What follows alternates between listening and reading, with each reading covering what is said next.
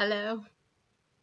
Today is Thursday of the third week of Advent. We have the 3 candles lit. We're continuing with Tabitha's travels. And I have a picture here to show you. This is Tabitha talking with the prophetess Anna in the temple courtyard, the courtyard of the women. Today's chapter is titled Vanished. Tabitha stared into the eyes of the Roman centurion, afraid to hear the words he might speak. She saw that they were cold eyes, the eyes of a man familiar with killing. But she also saw the smallest touch of compassion. It was this compassion that finally prompted her to ask the question, "What of my father?" The Roman's expression did not change, but when he spoke it was in a low voice, as if he didn't want his soldiers to hear. "He was held here the last several days," he said, "and was to be executed this very morning.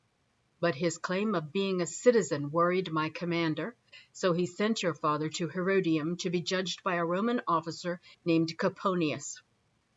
Tabitha's heart leaped at the news that her father was still alive.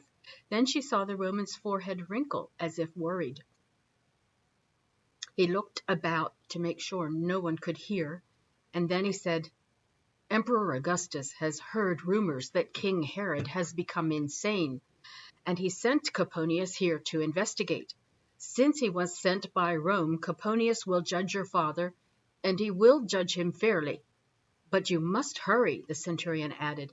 "If you have proof of his citizenship, you must get it to Herodium by morning, or your father will be executed."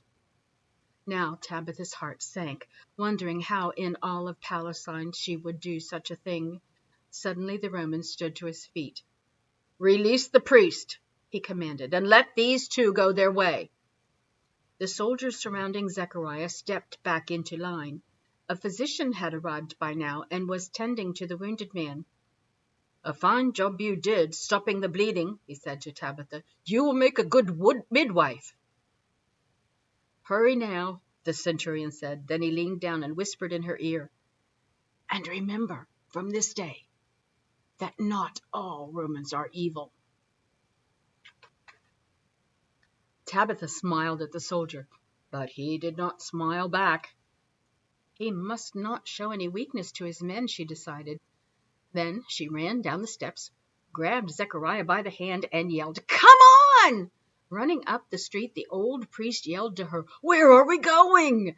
"To Herodium," Tabitha answered. Zechariah skidded to a stop, with Tabitha still tugging on his hand. "Why are you stopping?" she cried, pulling now with both hands. "We must hurry." "Because, child," Zechariah said patiently, "you are going the wrong way."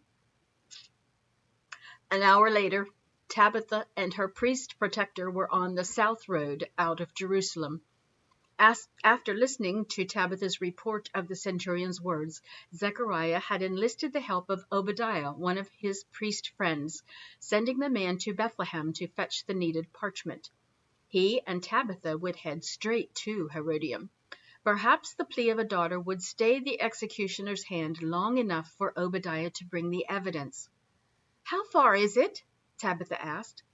"The sun will just be setting when we arrive," Zechariah. Then he added, "It is not far." They continued walking at a quick pace, passing many other travelers along the way. The sun was headed down, and Tabitha thought they must be getting close. Suddenly Zechariah let out a squeal and began hopping on one foot. "What is it?" Tabitha asked. "A scorpion?" No such trouble," Zechariah said. He sat on a rock and pulled his injured foot up on his knees. "Just a thorn," he said. He pulled the sticker from his foot and winced, then began rubbing his troubled sole. "I must rest a short while," he said. "Then we will continue." Tabitha was frustrated at the delay, but said nothing except, "I shall search this hillside for some berries while you rest." As Zechariah continued rubbing his foot, Tabitha climbed the hill behind him, taking in the view. Off in the distance, another hour's walk by her judgment, she saw a palace on a hill. That must be Herodium, she thought. How beautiful! She continued gazing at the sight until, from the other side of the hill, she heard a soft cry. Leaving Herodium behind, she crested the hill to see a man, a woman, and a donkey in a small hollow. The woman was on the ground and appeared to be pregnant and in pain. "May I be of help?" Tabitha cried as she ran down to the couple. The man looked up. "My wife is soon to give birth," he said, "and she is weary from travel." Tabitha stared at the woman and thought she looked a lot like an angel must look. She was breathing quickly, and her lips were cracked and dry. "Would you care for a sip of water?" Tabitha asked. "That is most kind," the woman answered. "Our skin of water ran out earlier this afternoon, and there have been no more streams or wells." Without a word, Tabitha pulled her own water skin out of her travel bag. She handed it to the man, who helped his wife take a long drink. When she was finished, the woman looked much cooler and breathed more comfortably. "Your kindness speaks well of your father," the woman said. At the word father, Tabitha suddenly remembered her quest. "Forgive me," she sputtered, "but I must leave you now. Is there any other need you have?" "No, thank you, child," the man said. "Your kindness has been a great help already." Tabitha ran back up the hill and then down the other side to where Zechariah was standing. "I thought you had gone on without me," he said. "Forgive me," Tabitha replied as they began walking again. "I found a woman in need, and I shared my water with her." Zechariah shook his head in wonder. "I believe you could find a way to help Decca himself." Tabitha just shrugged. "Perhaps Jehovah has found a job for my life," she said. A short time later they turned a bend in the road and found themselves at the foot of the hill on which rested the palace of Herodium. Tabitha gawked as she looked straight up, wondering how anyone could build such a towering fortress on top of a hill. "And a man-made hill at that," Zechariah said when she voiced her wonder. 10,000 slaves worked 7 years to build this mountain so that Herod could have his palace. The thought of Jews being enslaved for such work sickened Tabitha, and suddenly that palace didn't look quite so beautiful. At the base of the hill of Herodium sat the town of Herodium, and it was here that Zechariah and Tabitha finally found some dinner at an inn. As she devoured the pastry mixture of fish and oats, Tabitha asked her guardian, "Why do men make slaves of other men?"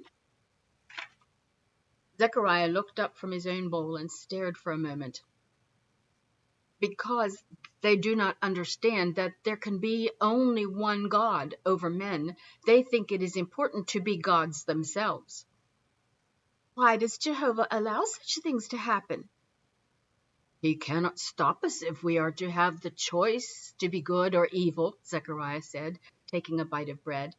"All he can promise is to use even the worst of situations for our good." Tabitha nodded, then scooped up the last dollop of paste. "May I have more?" she asked. Zechariah laughed. "You certainly have the appetite of a boy," he said. He took her bowl, got up from the table, and worked his way through the crowded inn to the cooking area. He handed the innkeeper a small coin, and in return received another bowl of the gruel. Holding the bowl up high so as not to spill it, he worked his way back to the table, but then he stopped dead in his tracks. Tabitha was not there. In Matthew, Jesus said, "For I was hungry, and you gave me something to eat. I was thirsty, and you gave me something to drink. I was a stranger, and you invited me in." Compassionate is often a word used to describe Jesus. We could probably use it to describe the character of Tabitha as well. Is it a word others use to describe you? Being compassionate toward others, helping others in need, is part of what it means to love. It doesn't call on us to judge them for their situation. It doesn't give us the choice to care only for the people we like. It's not something we can do only when it's convenient for us. It's a command. part of the command that Jesus gave to love your neighbor as yourself. To be compassionate means much more than to feel sorry for someone. It means having a strong desire and acting on that desire to help them, even at the expense of our own comfort. I tell you the truth, Jesus said, whatever you did for one of the least of these brothers of mine, you did for me. When we give a sip of water to one of God's children who is thirsty, it's as if we are giving it to Jesus himself. Imagine that.